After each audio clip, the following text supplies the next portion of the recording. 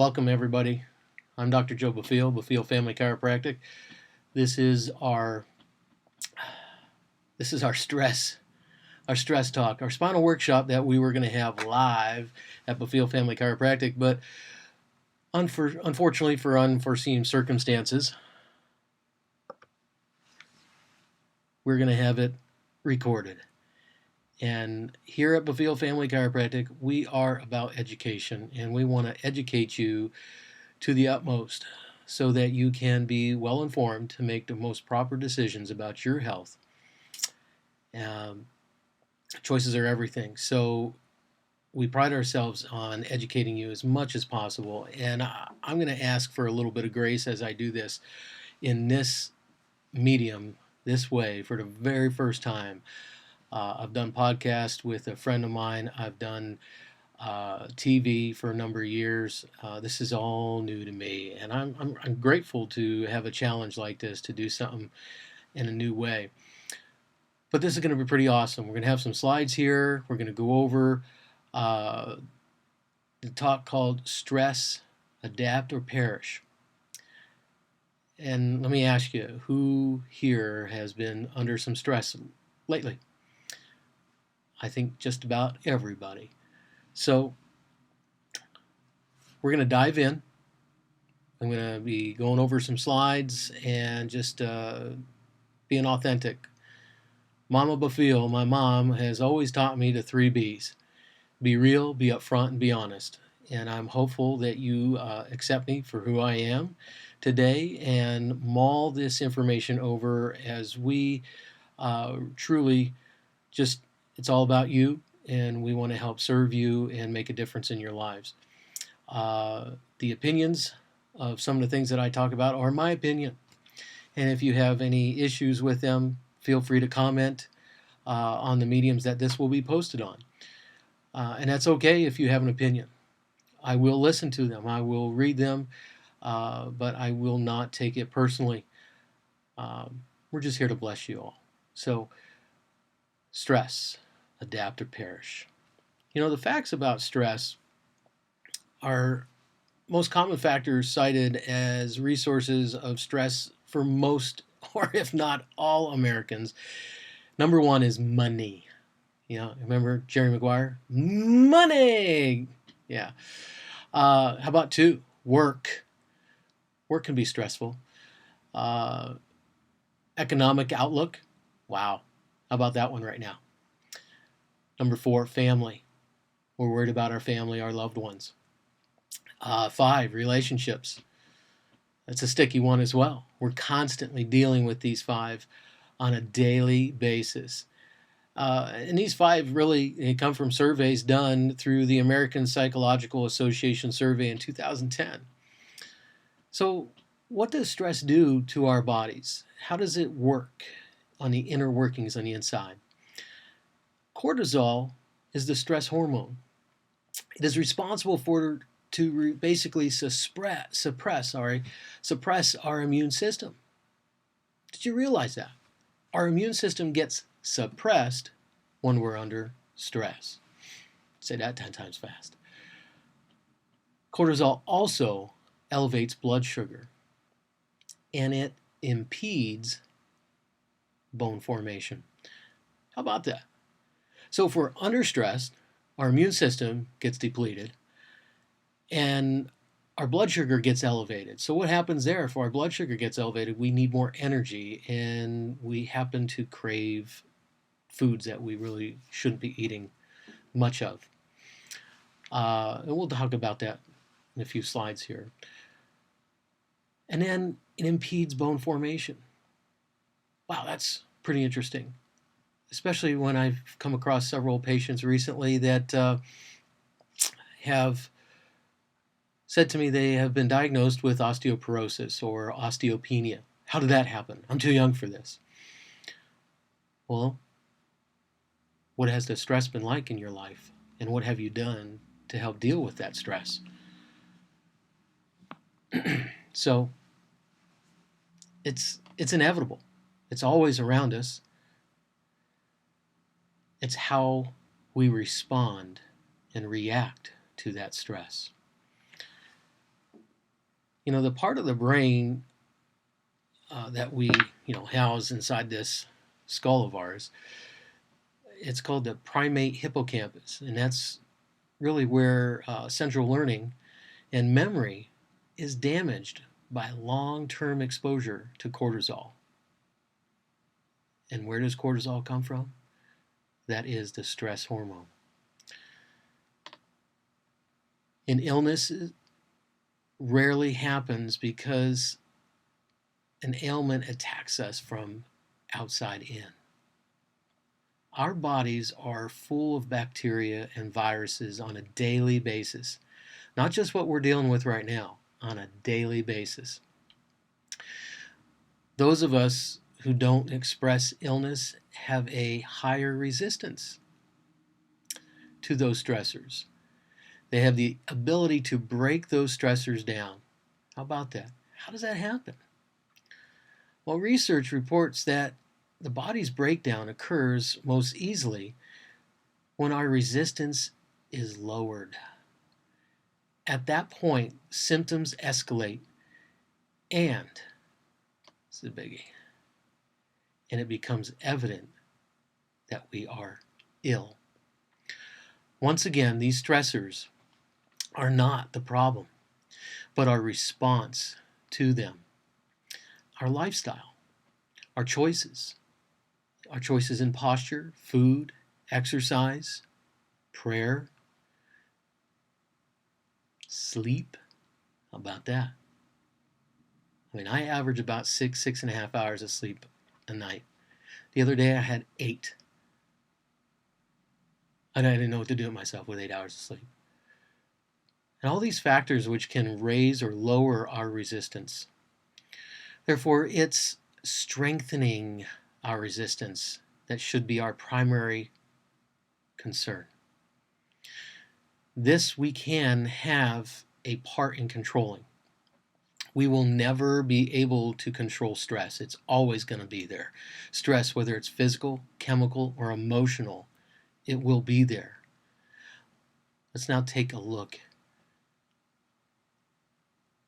Take an oath to control the only things that we are allowed to. Are factors for resistance. It's anticipated that at the same point in your life, you will find yourself in a spiral descent, saying, maybe it will go away.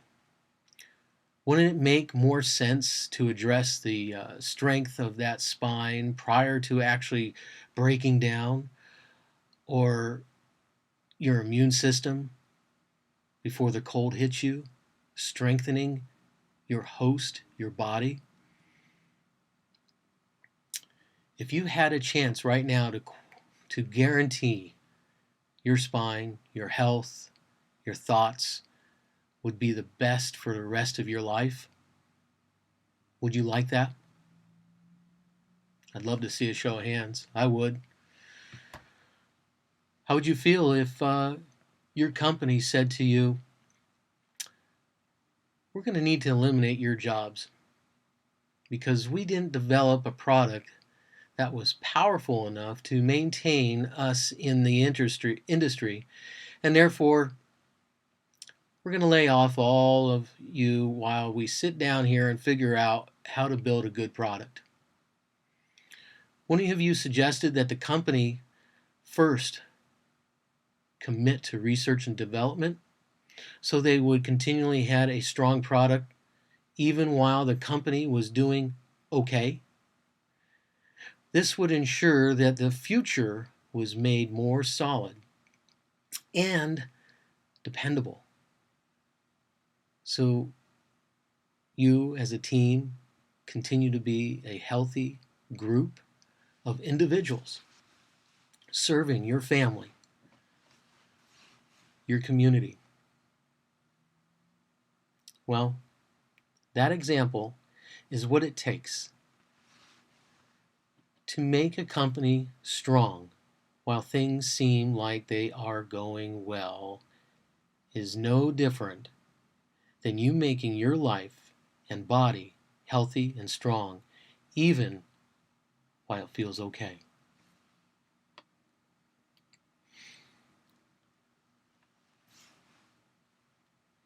How many of you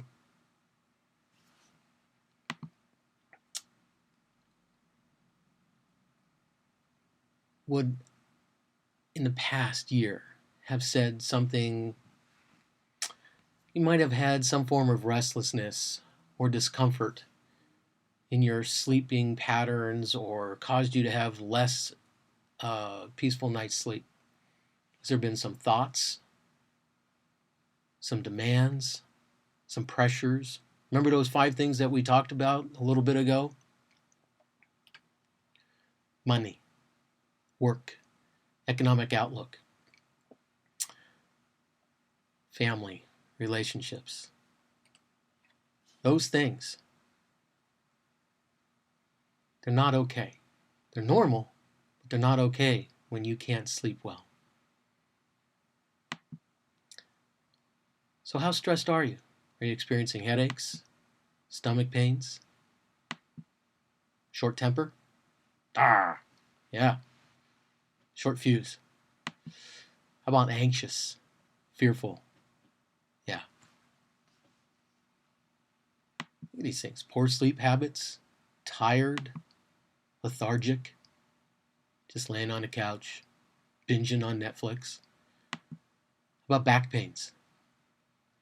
Or even muscle tension? Many times, people have said to me, I don't know what I did. I can't move. It hurts. Well, maybe there's a little bit increased stress going on that your body has been dealing with it in a way that you don't know. So we got to keep you going.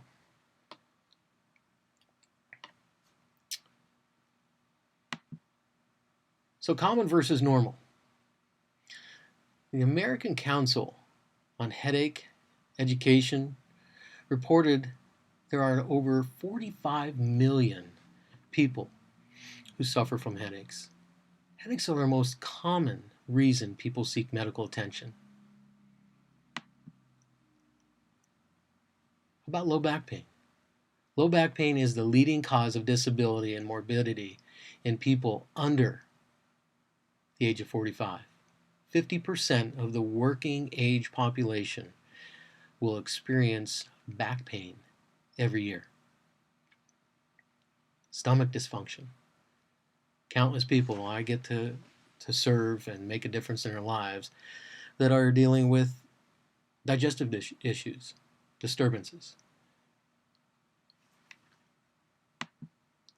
Well, normal. Headaches aren't normal.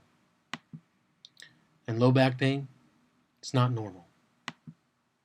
Stomach pains aren't normal.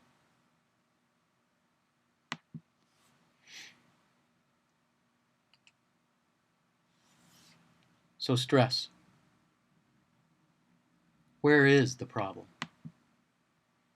We have different stressors that occur. Sports injuries, falls, car accidents, foods or toxins. Gravity. Gravity's pressing down on us right now, creating stress in our body, on our bones. A lot of people said, I used to be, 6 feet tall. Now I'm 5'1". That's gravity pressing down on you on a daily basis. How about medications? Do you think medications that you take might be creating stress in your bodies? How about some emotional stressors that we might be experiencing right now? Well, our reaction to it is high blood pressure, ulcers, colitis, irritable bowel syndrome, allergies, muscle tension, headaches or back pain. Folks,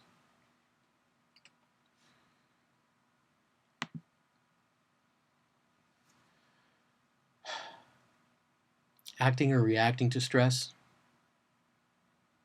Let's talk about some examples of how we react to it. Pupils react to light.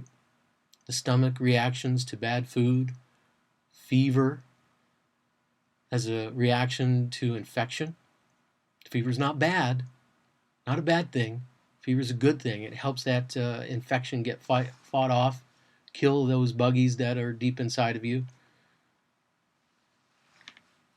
How about the body's way of dealing with a splinter, causing inflammation? Or how about hypothermia and the body's shutdown of other functions? Or how about we cough?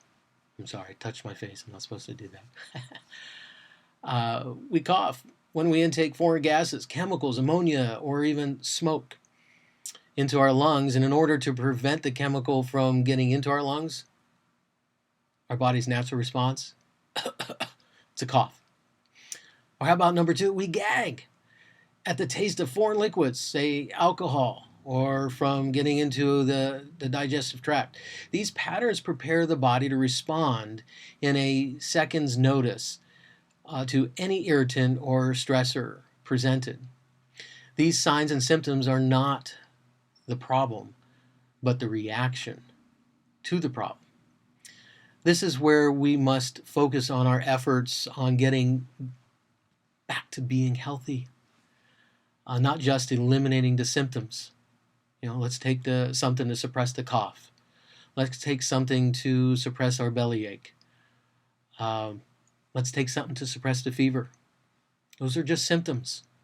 Our bodies are doing something to help. So let's listen to our body. So ultimately, the choice is yours. The problem, really, is stress. Or is it? Both increased stress due to overuse, repetitive movement, and hypermobility, and decreased stress due to immobilization or hypomobility can cause connective tissue changes. I can attest to that. Recently, I had a hip injury from running. And first time I ran was about 2 weeks later, but I got adjusted almost every day. I iced it, and I did some therapy on it, and I was able to run for the first time in 2 weeks without any pain. So, your choice.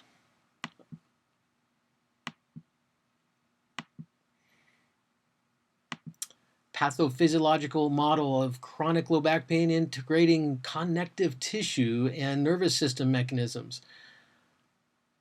Folks, the point is, when there's stress to the body's going to adapt. Why are we going to continually suppress the body's system? Why are we going to continually fight against what the body's trying to tell us? Stop abusing your bodies. Listen to it. Do the right things.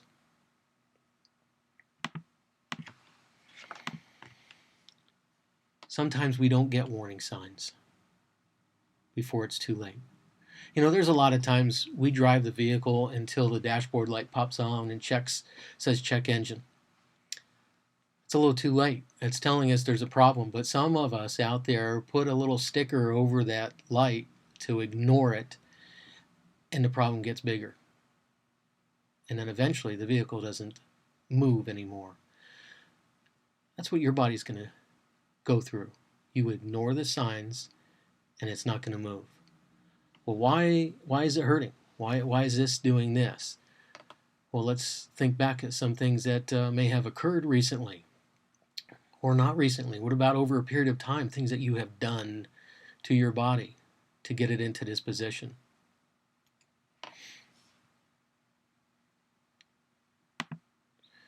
So stress, know your options. Stay the same and suffer more signs and symptoms, or choose different behaviors. What kind of different behaviors? How about quit smoking? When you quit smoking, it cuts your risk of a myocardial infarction or a heart attack by 50%. Number 2, diet and exercise also reduces your risk of a heart attack by 50%. And patients who continue to smoke and did not adhere to diet Just blows my mind. Blows my mind that we continue to deal with this. Did not adhere to diet and exercise regimens were 3.8 times more likely to suffer a heart attack, stroke, or death within 6 months than a non-smoker who modified their diet and exercise. The good Lord above gave us an opportunity. It's called free will. You have the choice. Make it. Just giving you information. Just giving you information. So let's dive in a little bit more of what stress does to our immune system. How's this picture look for you? I don't know if you can find anything like this right now because, well, there's not much of this on the shelves. But when we're under stress so much, our bodies get so depleted that we're always looking for a Band-Aid.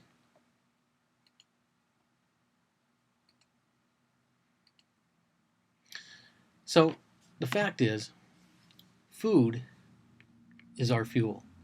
Our ability to build and repair our cells and our tissues, our bodies are so fearfully and wonderfully made, as it says in the book of Psalms, that it's a self-healing, self-replicating organism. But we have a tendency to screw it up. The American diet is lacking foundational vitamins and minerals by the choices we make. Farmlands have been overutilized and chemically treated so that the soil's nutritional value is greatly diminished. This affects the food. The store-bought and packaged foods contain dyes, preservatives, and additives that interfere with our ability to properly utilize nutrients. I mean, let's think about this. From the time we were children, we were told, you are what you eat. If we are what we eat, most Americans are Big Macs and French fries and a large Diet Coke. The Western diet is lacking a dense nutrients and fiber from fruits, vegetables, and whole grains. And the deficiency starts right from the farm. Large-scale commercial farming practices combined with the use of pesticides and herbicides destroy the soil. The very source of the nutrients that are absorbed into our growing food. Equally devastating is the overabundance of sugar, white flour, additives, and trans fats in processed loaded with sugar colored and preserved. Totally unhealthy food choices. We wonder why our kids are overweight and troubled with chronic illnesses at far earlier ages than previous generations. We need to take a whole body approach. And that's what we do in our office, a whole body approach. We have heard all the warning signs of a diet high in refined sugars, but most of us don't truly understand the urgency of this. The average American consumes between 2 to 3 pounds of sugar per week. Per week. Let's put into perspective, in the last 20 years, with fast food on every corner and convenience foods in every aisle of the grocery store, we have increased sugar consumption 26 to 130 pounds per person per year. Let me just share this. Recently, I was at a local Stop and Rob. It's just a nickname of a convenience store that my dear wife has given these stores. Stop and Rob. Getting a coffee. And during this time of stress, uncertainty of our immune systems, no judgment, I'm just curious. No judgment on this person. I'm just very, very curious at how they expect to stay healthy and fight off whatever virus may come at them that was in front of me with all preservative type food, sugar laden, chips, and candy bars and sodas. Folks, it's not my fault. If I'm taking control of what I put in my mouth, but everybody else is getting sick, I got to take care of my host, which is my body that God has given me. But y'all have to answer for what you do. You have free will and choice to do certain things. So let's take a step back in time. Prior to 1900, our great-grandparents only consumed about 5 pounds per year. And back then, cardiovascular disease and cancer were virtually non-existent. So what do you mean by sugar? Well, refined sugar, known as sucrose, corn sugar, dextrose, and high fructose corn syrup, all found in our breakfast cereals, breads, salad dressings, peanut butter, spaghetti sauces, sports drinks, bottled teas and sodas, ketchup, and other condiments, and most microwavable meals. Doesn't that blow your mind? Blows my mind. Among many other disruptive conditions obviously caused by sugar, your immunity and the ability to fight off bacteria and viruses are immediately lowered with regular consumption. So teaspoon. Sorry, I love props. I love to have visuals, and I don't have one in front of me right now, but a teaspoon of sugar decreases your blood cell count for up to 4 hours. That's your white blood cells. White blood cells are responsible for helping fight off infections. So please be mindful. 75 grams of sugar that's found in any sport drink, soda, or any quick snack will suppress your cell's ability to mediate immunity by up to 50%, with the maximum suppression within the first 1 to 2 hours, but lasting up to 5. See? I wasn't lying. No wonder so many adults and children are frequently getting colds and flus. It's not by the air we breathe and the people that we touch and lack of communication and connection. It's not always about social distancing. I know I aggravated somebody by saying that. Oh well, I'm sorry. Not sorry. Sugar in the form of glucose and vitamin C have similar chemical structures. So when sugar levels go up, they compete for the same cell receptors and entry into the cells. A blood sugar value of 120 reduces the phagocytic index by 75%, reducing the immune system response to a slow crawl.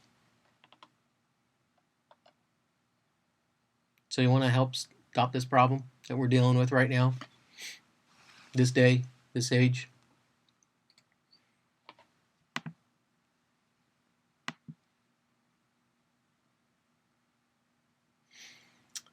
I want y'all to realize that medicine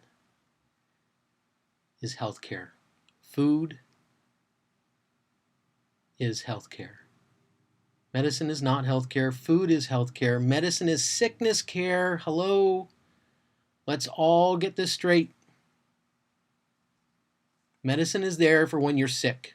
If you want to stay well, let's start eating right.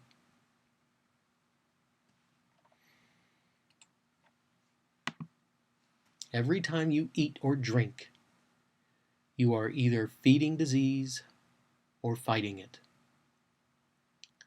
So one of my mentors would say, when you eat, you are either creating an act of life or an act of suicide.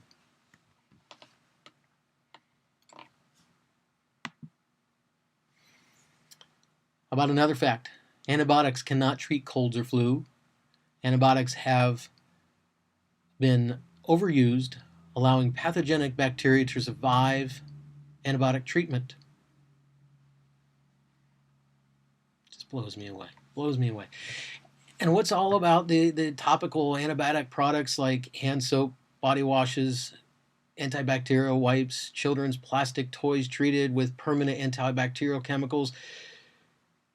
The Food and Drug Administration Non-Prescription Drugs Advisory Committee voted unanimously on this on October 20th of 2005 that there was a lack of evidence supporting the benefit of consumer products containing antibacterial additives. It's a very lucrative business, which great marketing campaigns and public health appeal, but no solid proof that these additives provide any more production than soap and water.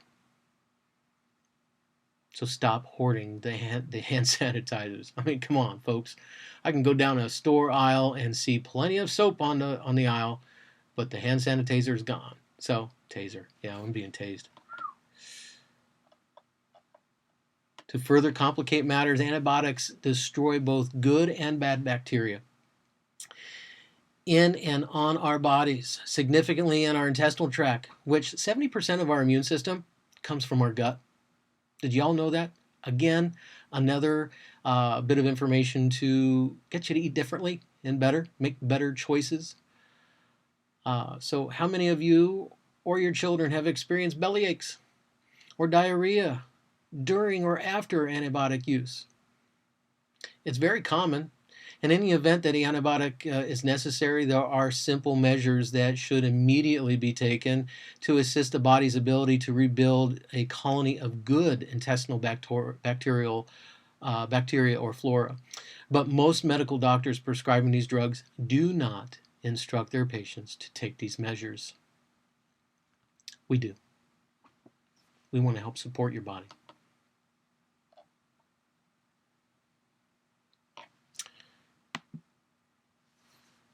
So Johns Hopkins School of Medicine, which we're seeing a lot of things from because of the stuff that we're dealing with right now. I don't want to give it a name. Fevers are good. They're not bad. Sniffles and sneezes, a fever, they're good for you.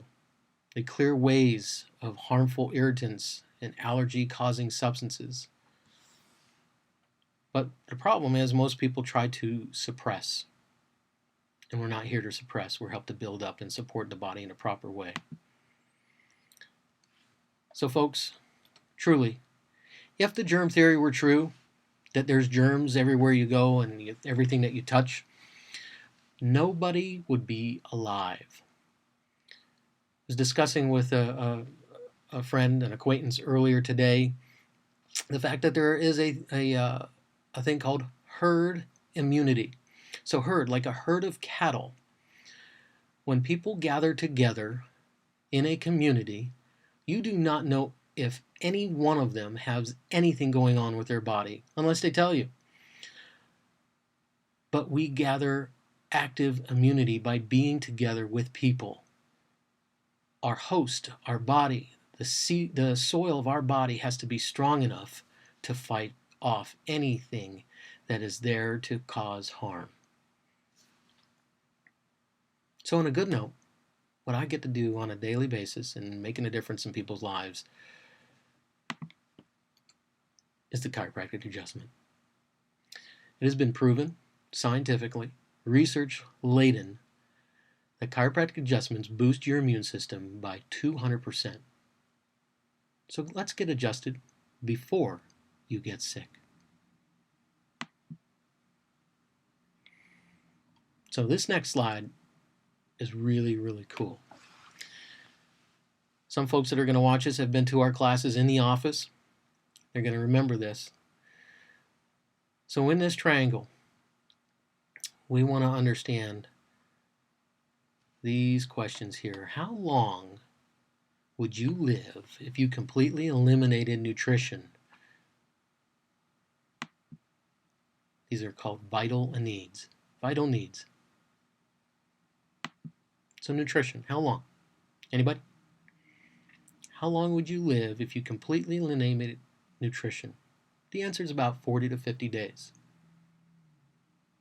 You know, we're in the midst of the Lenten season, 40-day fast, 40 to 50 days.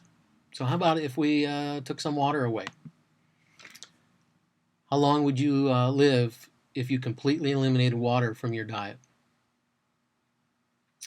About 8 to 12 days. So therefore, water clearly is more vital.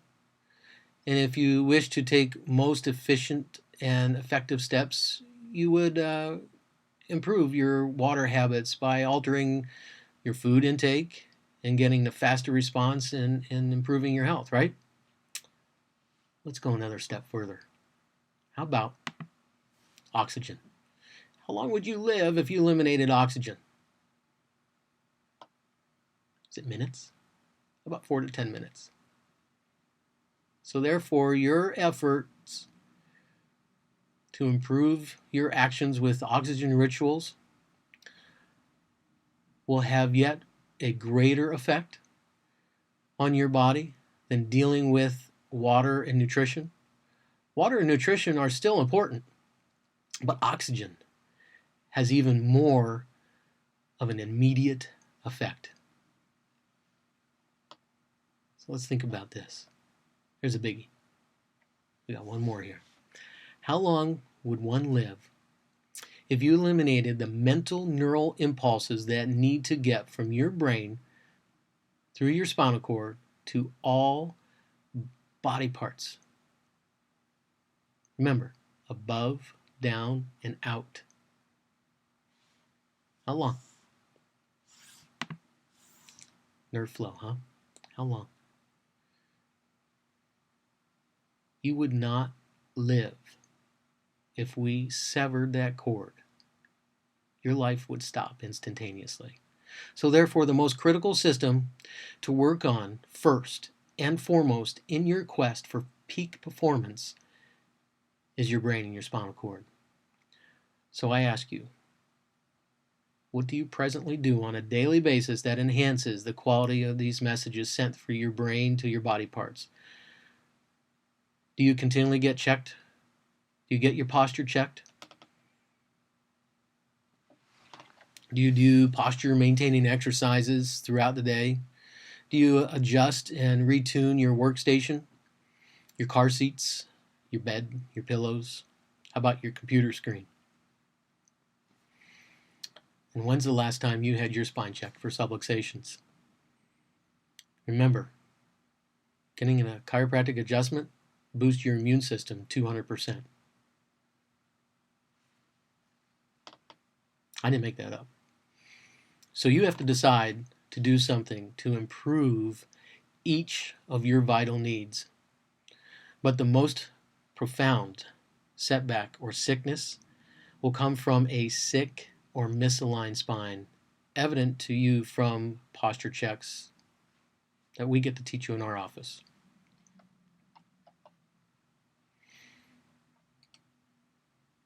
So let me ask you this. We're landing this plane here. Research shows that all of the people that die of heart disease, hundreds and thousands of individuals, for 40% of those individuals, the first sign of that actually reported was, guess what? Can guess?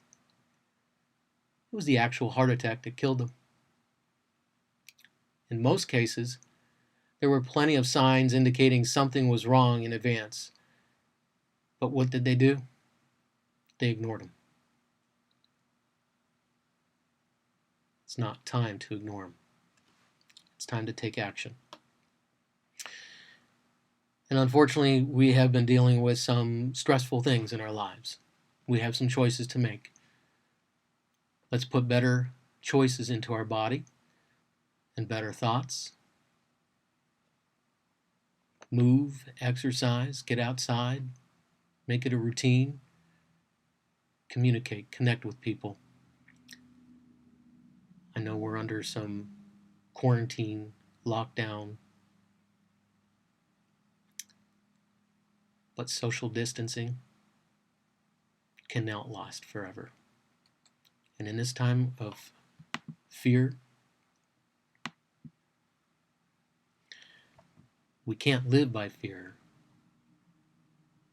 We need to live by faith.